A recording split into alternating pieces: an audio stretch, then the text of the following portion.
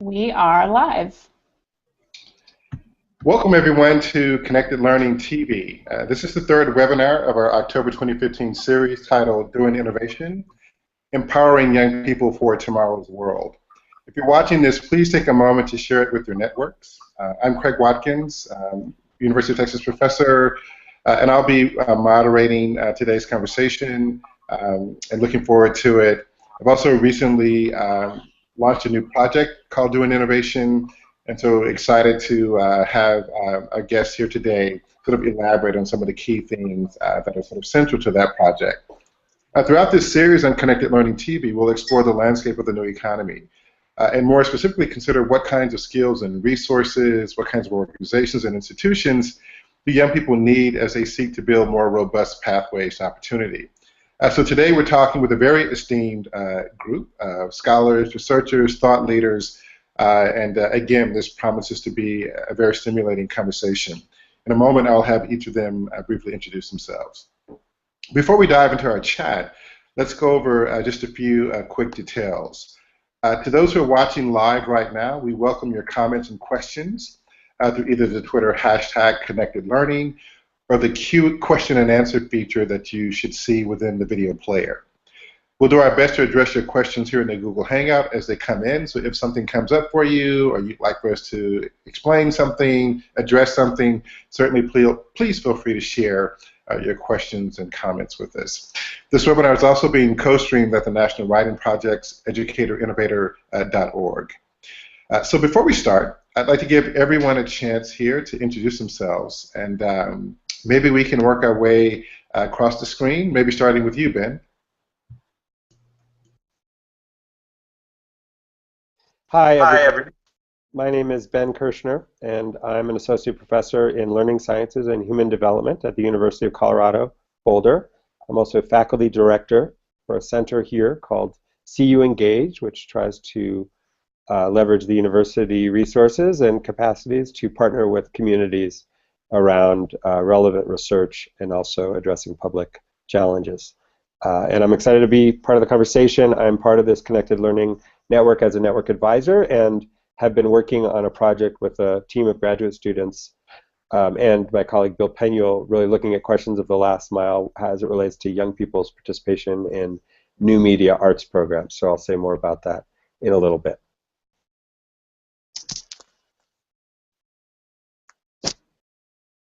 Julian? Hi, my name is Julian Sefton-Green, and I work at the London School of Economics.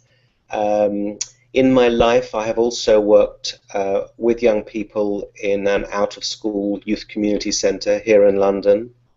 And the focus there has been very much on offering opportunities for young people to take advantage of forms of creative learning and essentially arts and cultural-based activities. And the research that I'm undergoing at the moment as part of the Connected Learning Network furthers that interest as I've been working with a range of young filmmakers, particularly from black and ethnic minority backgrounds and those who've had rather non-traditional roots into filmmaking. And that's what I'm looking forward to sharing with you today.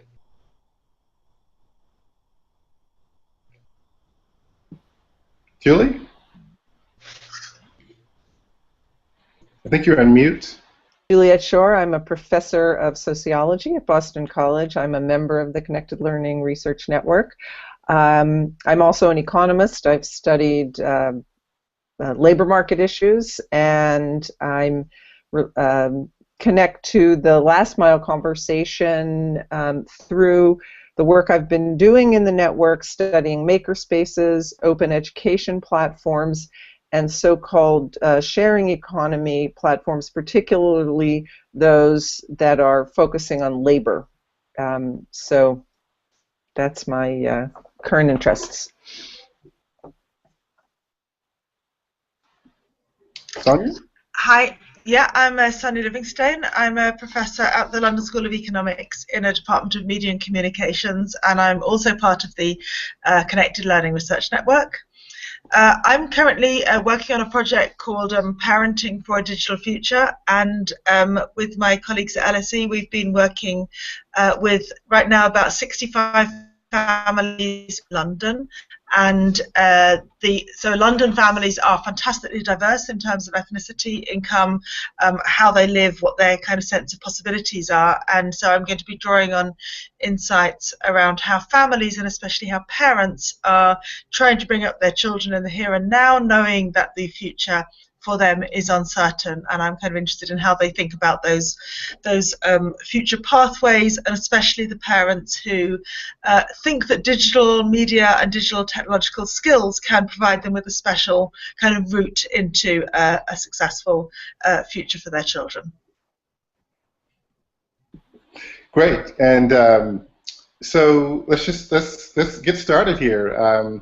I mean, as you each know, within the network, we've had any number of conversations around rethinking learning, education, pathways to opportunity, issues of equity, and so these are the kinds of themes that have been reoccurring over the course of the life of the network. And one of the things that we've been thinking about in greater detail over the last couple of years or so, at least, it's really sort of thinking about the world that young people are transitioning into, and how that world is obviously marked by a variety of sort of profound shifts in terms of technology, in terms of education, in terms of occupational structures, kind of global issues, economic issues. And so I think what we're interested in doing here is maybe sharing with the audiences and those who may come in and look at this later, how are we thinking about some of these questions, how they might be articulated in terms of a research agenda, in terms of kind of policy-oriented conversations that address some of these challenges that are sort of emerging and becoming salient across the world.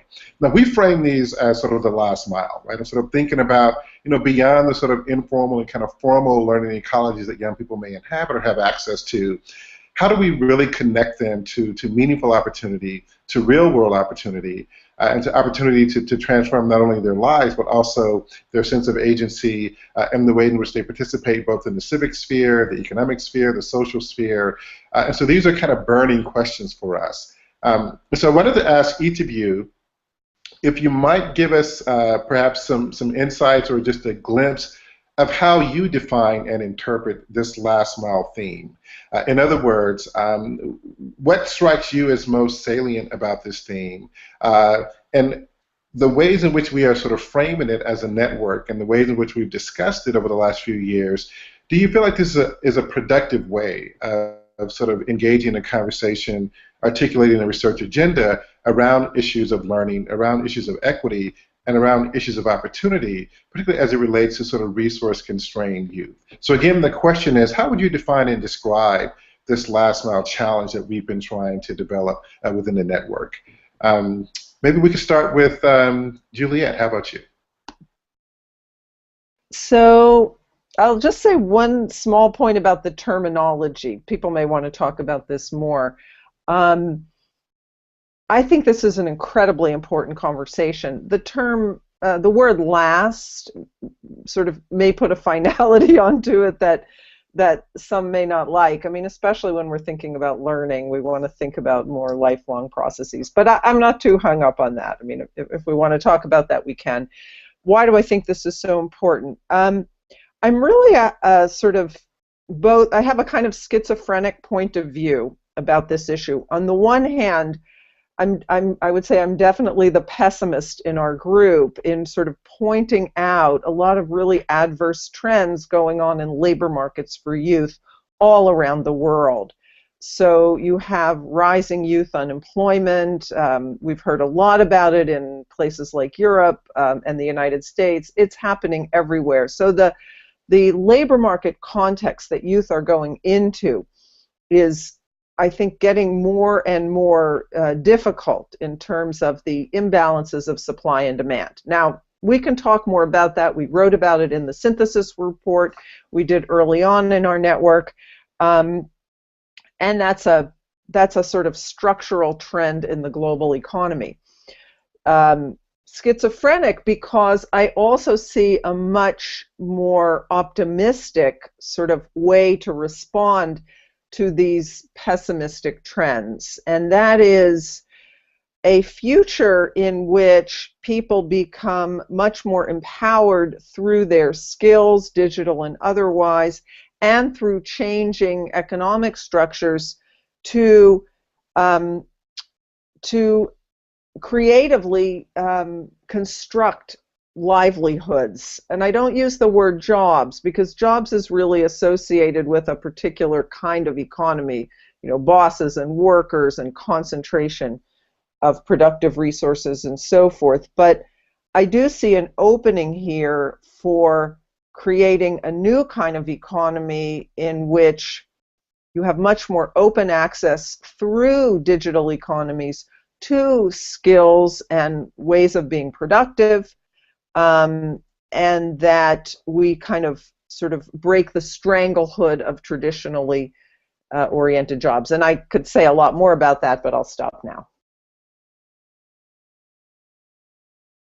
No, I appreciate that, and I know even within the network and the team here in Austin, we've also pushed back a little bit against some of our own language in terms, particularly around the last mile. We've oftentimes thought about these issues as perhaps the next mile, suggesting that the kind of ongoing challenges that young people and really anyone will face in this sort of economy and future economy suggest, right, that these are issues that are not finite and certainly you know, continue in ways that we can only begin to understand. Sonia, how about you? As you think about this sort of last mile thematic, how would you describe it, define it? What strikes you as most salient about this? I think from a parenting point of view, the current joke, not so funny really, is that the last mile never comes. So a lot of parents talk about the sense that they will be responsible for their child forever, and they're always hoping for that moment of independence, and perhaps it will come. But even when they might think they've got their child to make that important transition, they are holding themselves in readiness for when it goes wrong or when it proves to be precarious or the child needs to come back and continue that parental role. So I think parents increasingly think of this really as themselves a lifelong task rather than a task that lasts 20 years and then you tick and it's done.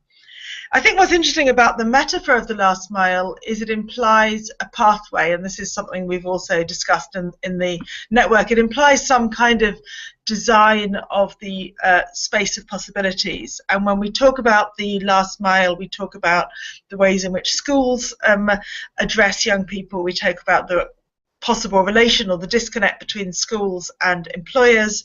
We talk about the role of institutions and so on. So what our research is really showing is how much parents themselves feel left out of that whole kind of designing of the last mile infrastructure, if you like, and how much they feel that there are conversations going on between schools, young people, employers, and so forth that don't really connect with them. And I can kind of see also when listening to the way in which those organizations talk, and even at the level of the public policy, the young person kind of arrives knocking on the door, ready or not ready to engage in the next stage of their lives. But there isn't much thought given to the fact that there is often a parent behind them supporting them, impeding them, giving them good or bad advice. You know, sociologists know and have said for years that parents are the key influence on the ways in which children grow up, what interests they develop, what resources they can call upon, and yet at that kind of level of policy and institutional design, the young person seems to come from nowhere without that parental support or indeed that kind of parental impediment. So I see for parents that this gap between the efforts they're putting in and where it is that the young person's going, that gap produces a lot of anxiety. And so I think the way in which when we're talking to parents, we hear a lot of anxiety and a kind of disempowerment from parents. They don't know what steps to take. They want the young person to be independent, but they don't want to just close the door and say, you're on your own. So how do they support? What should they be doing? When can they get involved? They don't want to be helicopter parents, but we haven't got another model, really, of a supportive parent. So those are the kinds of, I mean, I can say something, now or later about what I see parents doing and their kind of strategies to respond to this anxiety, but in a sense, what my fieldwork shows is that the anxiety itself is really kind of very striking, not knowing where it is that they have a role in that transition for their young person. Yeah. No, I think this is fantastic, and we'll certainly, in the context of this conversation, Sonia, ask you to perhaps give us some further insights into what you're learning from parents. Ben, I think you were going to say something about this? Great. Yeah, thanks.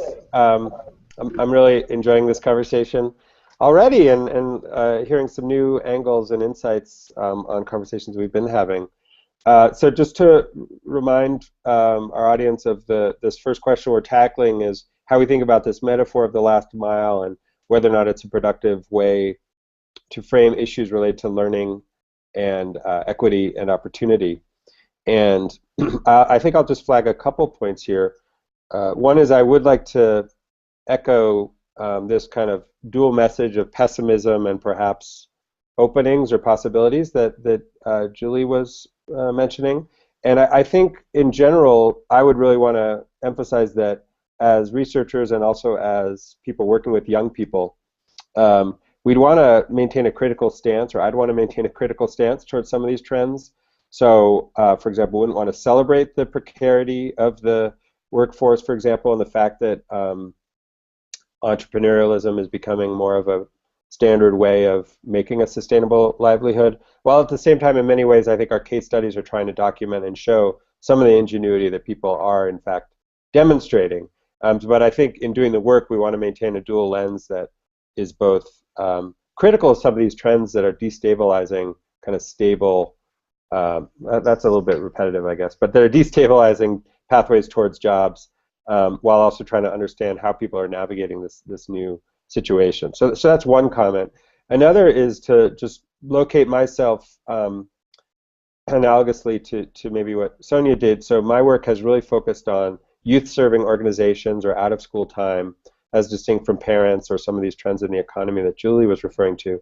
And in the youth development or youth service field, I think that the metaphor of the last mile, and I also like next mile, but I do think it's productive for a couple of reasons.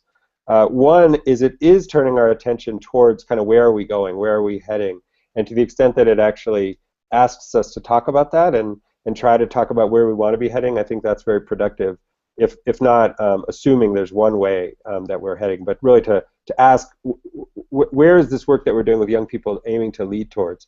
I think in some ways in the United States, in particular, in the out-of-school time and youth development field, there's become to some extent an atrophied sense of where we're heading, in the sense that kind of college has become the kind of only pathway that's recognized and not maybe stigmatized in the United States as the next step from an experience in teen years. And then within that, even more so, STEM it has become a kind of the default pathway. And so I think talking about the last mile opens up conversations about alternative pathways, recognizing that in particular in the creative economy, in some cases college may be necessary, in other cases not. So I think it opened up the conversation. And then secondly, in particular for youth-serving organizations, I think as a field, there's been really good research in the last 15, 20 years that has really attended to what program quality looks like that's internal to these organizations. And so that's an accomplishment. And I think there's also been really strong research about the value of participation in out-of-school time opportunities for young people, particularly young people growing up in poverty. And I think the next, or the kind of third phase of this research really needs to look at the connections between experience people have within organizations and pathways to sustainable livelihoods. So I like that it's making us have that conversation, encouraging us to think beyond the kind of internal dynamics of a youth program and asking the ways in which it's leveraging or supporting or brokering or structuring opportunities for youth to pursue sustainable livelihoods, whether that means going through college or whether that means other kinds of ways of demonstrating ingenuity in this I think, very challenging economic context. I'll stop there.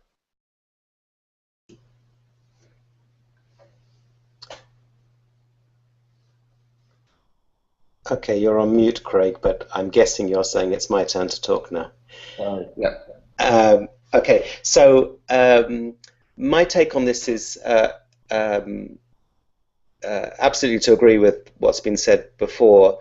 I think what's interesting about the terrible phrase, the last mile, is it does help us think a little bit more about kind of the purposes of education and learning in a different kind of way, because it's obvious, and we all know, that education has a much broader philosophical, conceptual, civic, moral, individual, collective kind of purpose, and these are kind of deep points. But in recent years, particularly, it's obvious that we live in an era where education is really measured for its contribution towards human capital, which in some ways is one of the most depressing and possibly one of the most impoverished views of education you could take, actually.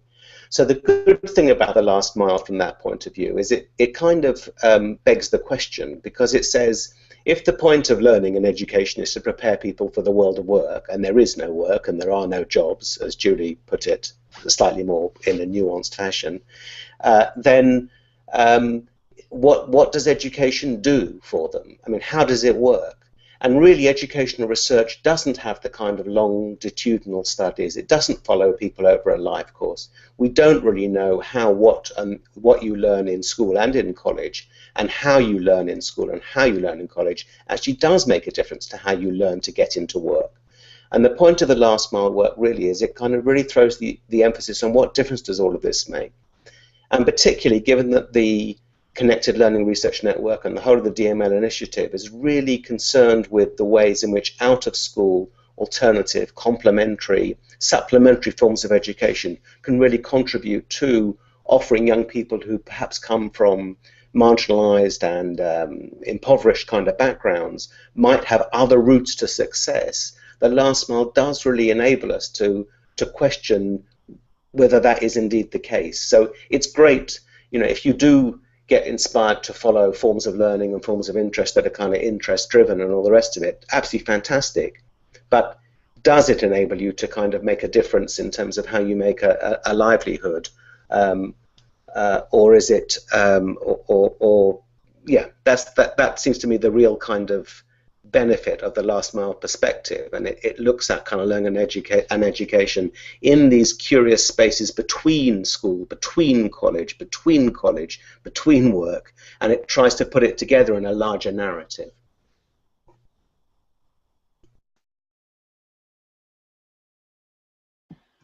Thank you, Julian, and each of you. That was, I mean, it's in some ways, I think, a really interesting window into just how our own thinking as a network around these questions continues to evolve, and will absolutely, I think, and necessarily, you know, continue to evolve. And so this is good, just to kind of think out loud, or to share out loud in this forum our own thoughts about this. Now, I know each of this question around the last mile. I wonder if each of you could maybe just share with us, you know, here succinctly, either work that you are currently involved in, or research that you have been involved in that intersects with some of the more salient themes here, with this notion around youth and livelihoods and opportunity, and sort of the future prospects for these kinds of things. What your own research is telling you, you know, what's happening in terms of various kinds of communities, ecosystems, practices, institutions. Julie, you've mentioned looking at sort of the changing occupational structure and what labor looks like, for example, in the sharing economy. Sonia, you've made references to the kinds of anxieties that parents are beginning to develop in relation to some of these concerns around their children and future opportunity. And of course, Ben and Julian, you too have very particular kinds of investments in these questions as well. So maybe, Julie, would you like to perhaps help us shift to kind of hear a conversation around how your respective research agendas and projects are sort of pointing towards some of these issues in very particular and nuanced kinds of ways? Sure. So we have been looking at things like maker spaces,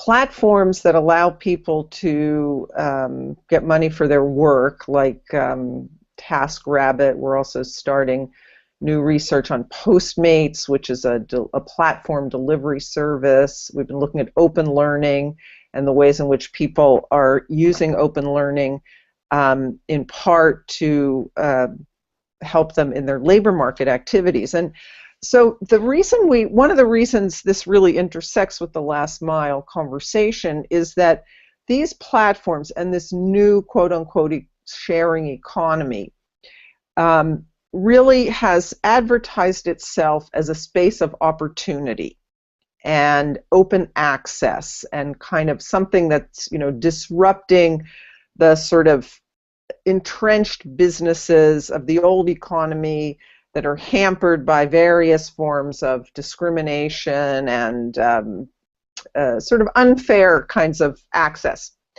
And of course, this is a plausible idea because we know that many online the whole sort of structure of many online communities is for open access. At least formally, anybody can, go to a site, for example, or be part of an online community. That's the structure of many of them.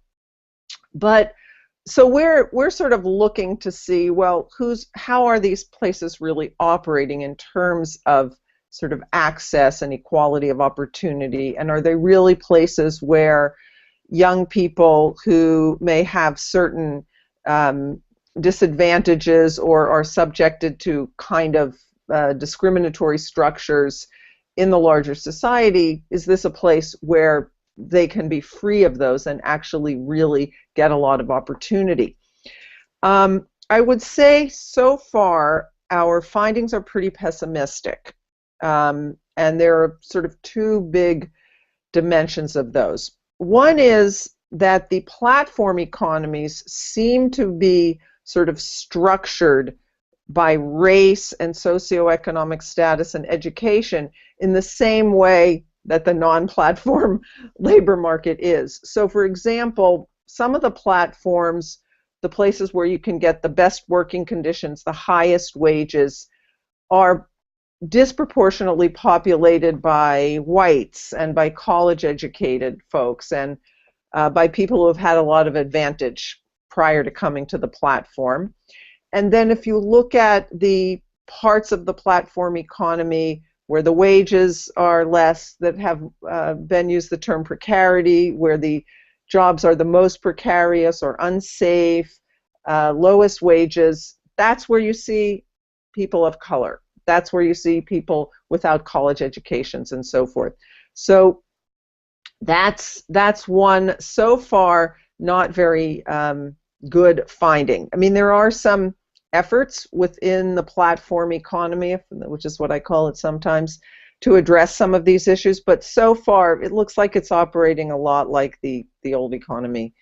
The other thing I would say is that where we're looking at sort of the nonprofit spaces, things like food swaps and time banks, maker spaces, some of these really explicitly organized to address issues of access and opportunity and disadvantage, we see a lot of kind of status positioning and sort of cultural barriers to people who are not like the dominant group that sort of has founded and sort of operates in these sites. We see that really strongly in our maker space especially, but also in our food space.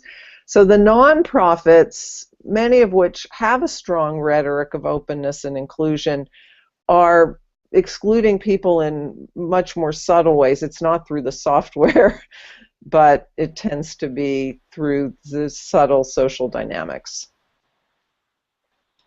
No, that's fascinating, and it reminds me of what seems to be a kind of recurring theme in internet-based cultures, communities, and economies, digital cultures, communities, and economies, and that is this idea that on the one hand, there's presumption, right, that these kinds of disruptions democratize access, democratize participation, and yet what we end up seeing, over the years is that instead a very different narrative kind of emerging in terms of how legacies of exclusion, discrimination, hierarchical relations continue to manifest themselves even in these presumably more open and distributed kinds of networks and spaces. So this is sort of fascinating and really interesting to hear about. Ben, I know that your work kind of on the front lines of this sort of last mile question have been engaged with young people in youth-facing organizations that take place outside of kind of formal schooling and learning environments. And I'm wondering, kind of from your perspective, and maybe even generalizing beyond, how do you think these issues percolate within the kind of youth organization, youth development, youth serving community, in terms of to what extent are organizations engaged with these kinds of issues? Do they, in some ways, imagine part of their mission as preparing young people for this world of precarity? And even more so, when young people come to these kinds of organizations that you've been involved with, what, if in any ways, or how, if in any ways, do these issues tend to manifest themselves and get expressed through their own visions, their own interests, their own kinds of practices? Great. Yeah, thanks. Yeah, I've been speaking generally about youth organizations and out of school time, but one of the things that we're seeing in our research, which may not be surprising to people, is just that there's quite a bit of difference on this question depending on what field or what the kind of programmatic focus is of the particular program. So, for example, the work that I'll talk about in this conversation is from a participatory research study with 4 sites in different parts of the United States that varied in their emphases. So one was a kind of a STEM apprenticeship opportunity based in a museum. Another was much more focused on being a community space that used the arts and new media to kind of create a safe climate for young people who were which was in a neighborhood of concentrated poverty, but also to give access to real high quality professional level training in different kinds of new media arts like photography, videography, and music production. So those are just 2 examples, and then the others were some hybrids of those 2, the other 2 of the 4 groups. And so one thing that we found productive as we were carrying out research kind of in a way that was participatory with some of the youth at these sites was to really try to understand and map the kinds of fields that they were aspiring to get into. And so I'll just say a couple things that became salient for us. As we were trying to think about these fields or these pathways, we found that it was useful to ask ourselves how visible versus opaque is a particular pathway into the future, and then another dimension is sort of how gated is it versus how open is it, and I'll just say what each of those means. So with regard to visible versus opaque, for example, in the STEM kind of science mentoring program, it was actually fairly clear kind of what one needed to do if one wanted to pursue careers in science. It was a highly selective opportunity, apprenticeship and mentoring opportunity, but it was clear that you needed to get some experience working in a lab. You needed to then, certainly college would be a route towards further scientific opportunity. The opaque example, and this is going to echo some of what we talked about, is this, are the opportunities in new media arts. And by opaque, I just mean it's not always obvious sort of what the step is that one needs to take to kind of find a sustainable livelihood in the arts. And it might not involve formal education. It could involve formal education, but it might not. But I think one thing that made that confusing for some of the youth, and this showed up in our interviews, is that there is very much a kind of college for all mantra, and I support that.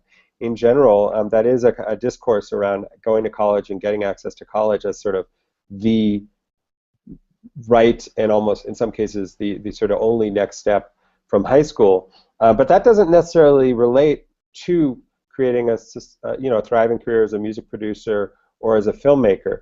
So that's why I characterize it as more opaque. And when young people interviewed each other or kind of talked to alumni about how you kind of find people who can broker you through that career, the answers were sort of less clear, and we saw that as a reflection of the field. But I do want to say one more thing, then I'll kind of pick this up later in the conversation. There's a different dimension which would be gated versus open for young people, and that's where these two fields kind of flip. So, gated would mean the kinds of credentialing you need to get into them, the kinds of letters of reference you might need, the performance and GPA you might need to get in. So, for example, science and STEM pathways tend to be highly gated at every step of the way. Whereas I think the more promising and exciting opportunities in new media arts tend to be more open and open to entrepreneurship and certainly with fewer formal credentials. And we did see that in the arts-based site in Philadelphia, where the organization itself, I think, also did see that, was really trying to support youth in brokering access to networks. And it was really important to this organization, for example, to hire professional artists who came in as teachers, to link youth who wanted to record music to actual recording studios. So there was a sense of trying to link young people to apprenticeship opportunities that were authentic in the field that they cared about. And there was a real celebration of young people who had then gone on and been able to forge those pathways, and sort of in their early 20s, they were in positions where they're getting paid for certain kinds of skills they had developed in the youth organization. So that openness created some possibilities, and there was definitely, I thought, some really creative and high quality work going on in these youth settings to support access to filmmaking, photography, and music production in particular. Sonia, you had mentioned just things that you and your team at LSC are beginning to think about in terms of the conversations that you're having with parents and their children, and how these issues sort of resonate within the context of families, parents' own investments, and how parents feel in relationship to these broader kind of structural changes that we've been referring to. Would you like to say more about that? I know you made some early references to it in your opening remarks, but how do you think these issues around the last or the next mile how do they matter in the context of families, and how parents are beginning to develop certain kinds of strategies as it relates to these issues? Well, I think, as I already said, I think parents really struggle to know how they could make strategies for their child outside the home. So when it comes to thinking about where they want their child, young person to develop outside the home, actually they are often there's not very much they want to say, and they almost refuse the effort to try to imagine. So they say in the future, well, I just want my child to be happy. Isn't that what every parent wants? Or very often the end point of their imagination will be college. As long as I can get them to college, then it's down to them. And those are kind of ways, if you like, of saying something really acceptable, but also acknowledging the limits of their agency. Actually, if their child is happy, that'll be a huge success, and college is the limits of what they can imagine. So where I see parents devoting their attention and their ingenuity is to trying to kind of reconfigure the home in a way that can do that preparatory work for their child. And I think the ways in which they're trying to reconfigure the home, which might be completely misguided, I mean, we don't know, but are themselves interesting.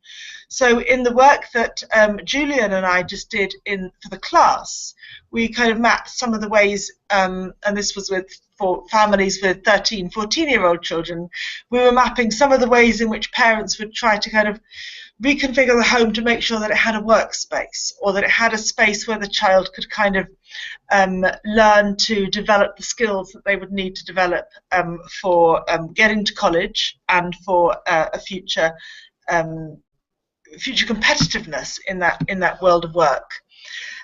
In Parenting for a Digital Future, we can see also parents investing or thinking about certain kinds of lifestyles. Like I remember very vividly, one father talked about, okay, if your child needs to be adaptable and flexible for a future precarious and competitive workplace, then we need to develop in the home these skills that enable them to be flexible and adaptable. So that means, if you like, dissecting traditional family routines, and instead having thinking about family life as a continual negotiation in which everyone has to kind of argue their case and defend their interest and maximize the resources that the home can provide. So they're kind of using the home to create that flexible, adaptable individual.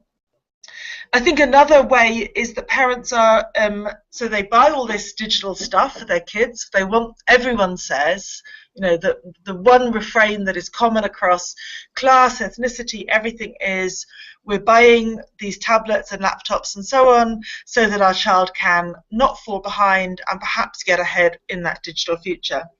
And then they have a kind of problem that is not unlike what Ben was saying about the kind of opacity of the pathways, because then they have a child who sits at home staring at a screen, and the parent is faced with the question, is this of any value? Is this bad screen time or good screen time? Is this developing the skills that will be useful for the future, or is it a waste of time and distracting them from what would really be a kind of productive investment at this point?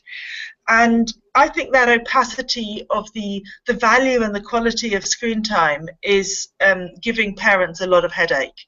And I would say having this huge argument about the merits of screen time, and we haven't really come up with ways that parents find helpful in saying these are constructive activities, these really are teaching the coding skills or the digital skills that are required, and this is just pointless.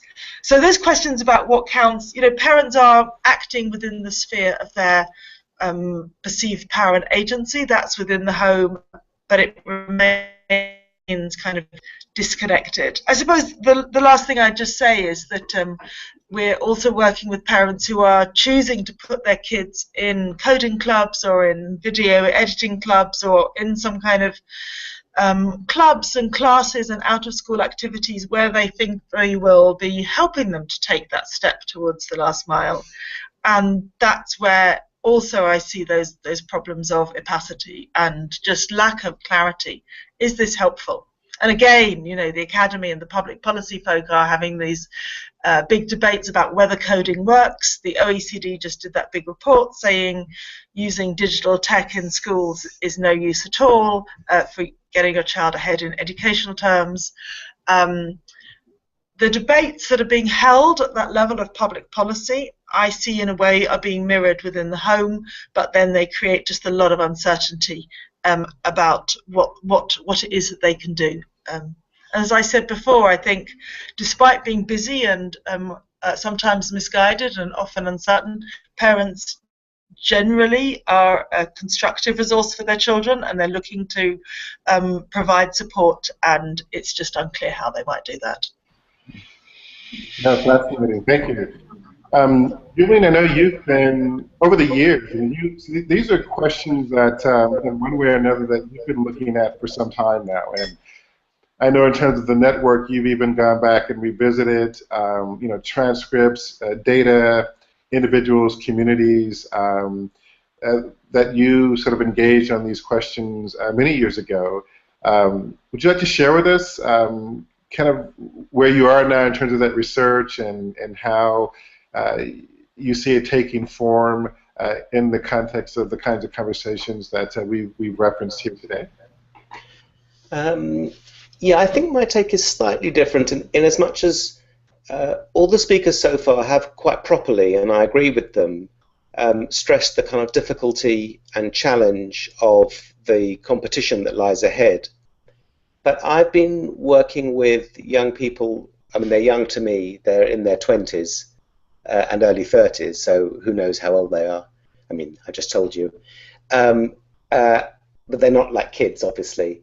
And I think what I'm always struck by is how people persist in the face of irrational odds, and the ways in which, if we encourage them to take up an interest in forms of cultural expression, if they're really motivated to make film, if they're really switched on by making music and following their interest, which is the absolute axiomatic kind of basis of the whole connected learning thing, but you know, it's about being interest driven. So if people have passions and they care about things, they do try and find ways to have meaningful lives within the constraints in which they find themselves.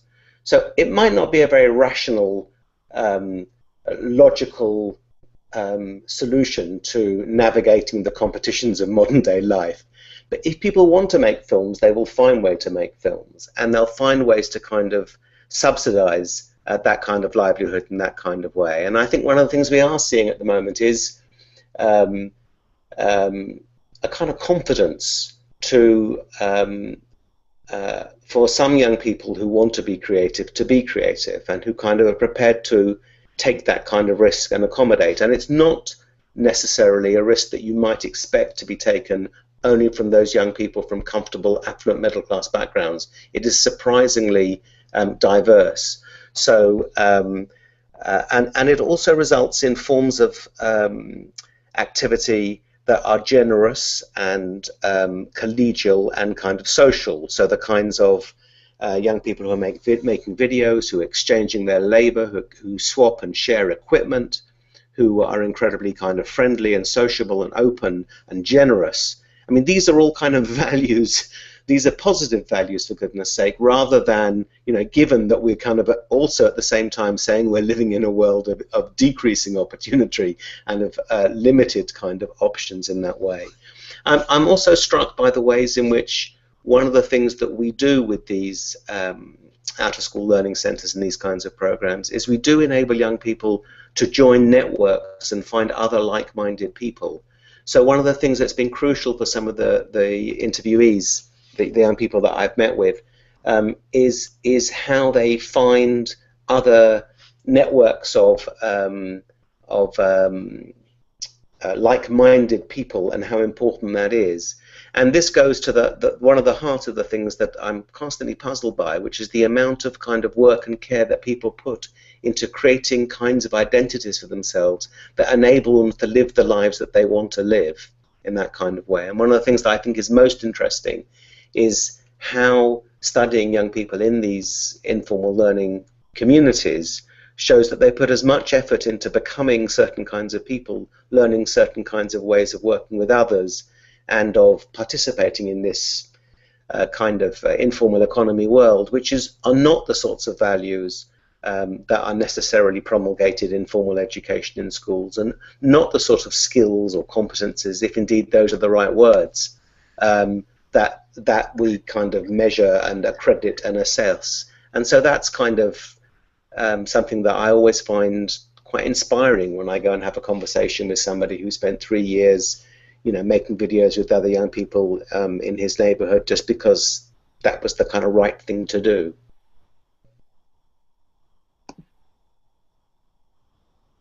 Great, thank you. So we are, I mean, there's so many different angles here that I'm fascinated by, and why I knew this would be a really sort of stimulating conversation, not just, you know, for this particular moment, but just even beyond as we sort of think about these issues and how they matter in the work that we do. Your insights have been wonderful and very you know, kindly shared. So thank you for that. So as we push forward, right, as we begin to project, you know, what future research questions might look like, as we begin to think about, you know, what kinds of interventions or investments, you know, we might make, or particular populations and communities might make, in terms of trying to have real-world and meaningful, you know, impact around these questions, around these issues. I'd like to ask each of you to respond to this. Are there questions that you think researchers should be asking that currently are not really being adequately investigated? In other words, where would you like to see the research go in terms of the kind of inquiry, the kind of critical insight, or interventions that we might help provoke?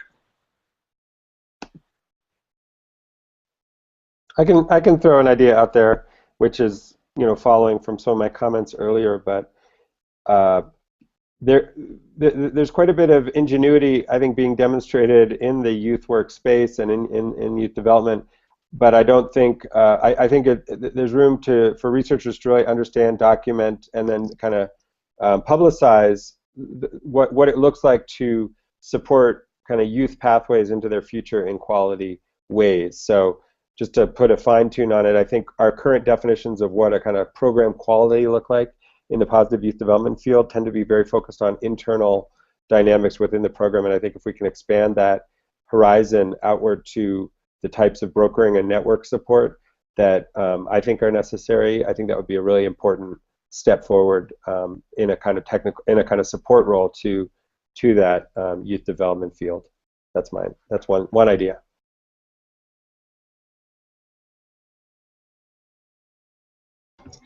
If I can jump in there, I think just reflecting on the course of this conversation, I think we began, and Craig set it up with us thinking not about all young people as a homogenous group, but kind of remembering some of the kind of social justice vision behind the connected learning. And I think in our conversation we've tended to kind of homogenize back young people and their different pathways and perhaps recreate a sense of the individual decisions they might want to make and how to enable those, but forgetting, you know, again, a point that Julie made very strongly, which is that this is a fantastically inequitous process, and the risk that I think we're all worrying about is that if we do research that increases the kind of guidance and supports and designing in new opportunities for young people, if those are disproportionately taken up by the already advantaged, then in fact the effect of our work is to exacerbate rather than ameliorate inequalities. So I would just kind of urge us perhaps to put back, and I can't say I especially do this always in my work, but if we kind of keep putting back a focus on questions of equity and disadvantage, and just think, does the kind of the research agenda that we've mapped, the kind of practice agenda that we've mapped, does that play differently for people given the different starting points they have in life, and how can we kind of, I don't want to say ensure that our research doesn't all fall into middle class hands and serve to make, you know, the better off even better off, but how can we think about directing our messages so that it isn't precisely used to foster further social reproduction. Can I just jump in on that, which I think is a great point, and it sort of really connects with what I was going to say, which is to go back to where Julian started, and to which is on this sort of either progressive or humanistic kind of, you know, the more profound dimensions of education, and sort of the whole question of education for in that sense versus, you know, education as an instrument toward vocational success or employment success. And I think more research on sort of, you know, moving the research agenda away from that instrumental approach to education is really important. And it really connects with Sonia's point, because I think traditionally the idea of that sort of, you know, and we talk about it in the university space as liberal arts, and the value of liberal arts has always been for the top part of the labor market, the people who get to be creative in their jobs and so forth, and that, you know, the quote farther, quote unquote, down you go in the labor market, the more instrumental, vocational, and less kind of humanistic the educational approach has been. And so I think a really interesting question is the extent, is really to try and look at an intersection there, and whether or not that more, just for want of a better term, humanistic approach is valuable among the populations that have traditionally been treated to instrumental learning. Yeah, no, this is interesting, and I'll stop here momentarily, but I'm struck by the last 2 points, and Julie, your point, and it makes me think, you know, to what extent, as we see colleges and universities becoming held more accountable, right, for what happens with their graduates.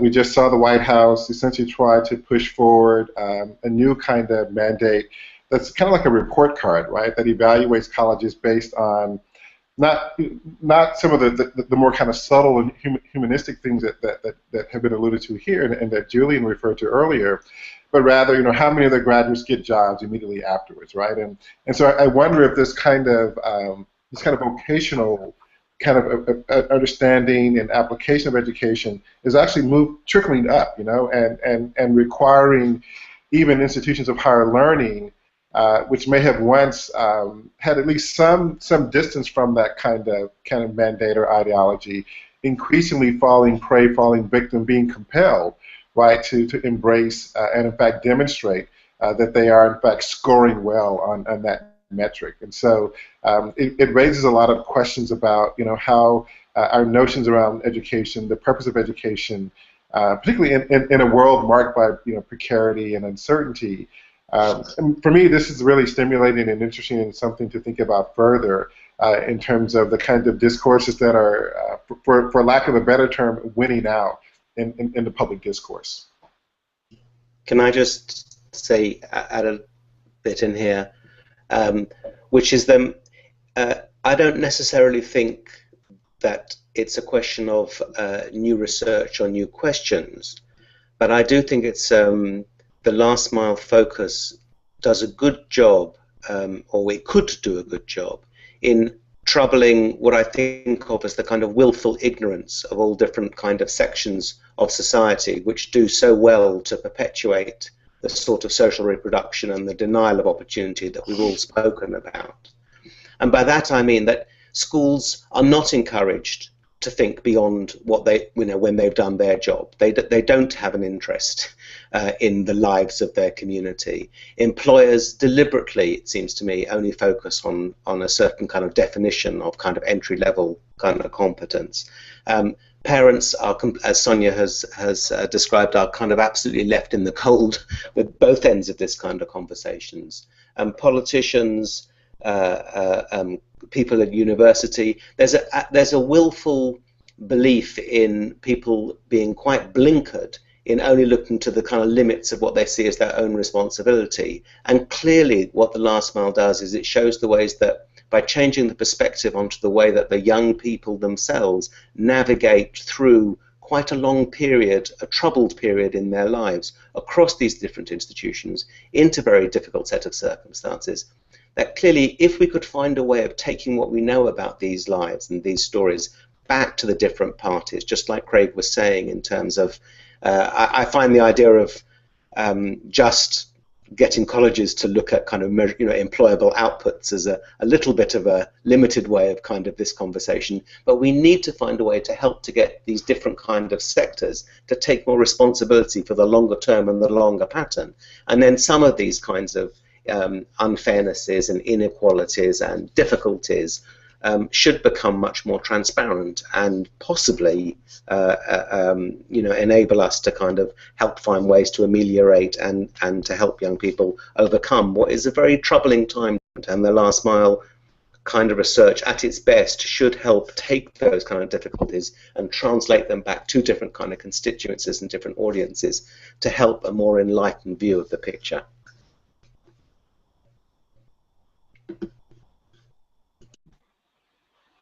Yeah, no, this is important, and I guess we should at least put out there, right, that at least part of the pressure that universities are feeling, and we all can identify with this, right, because we are each connected to universities in different kinds of ways, is that as the cost for college education continues to spiral, staggeringly upward.